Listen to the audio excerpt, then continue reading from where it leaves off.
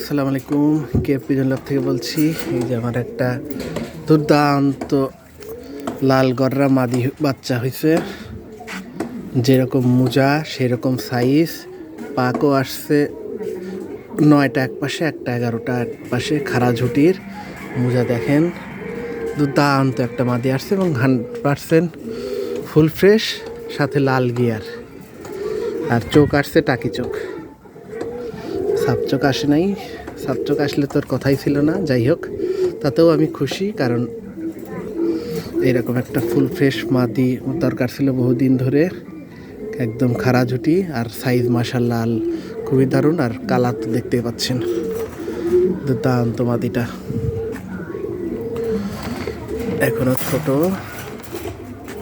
এই যে দেখেন লাল গিয়ার আসতেছে, লাল গিয়ার হবে। এই যে মাঝিটা মোজা টুজা দুর্দান্ত, মার্কিংও দারুণ আসছে, দুর্দান্ত। এই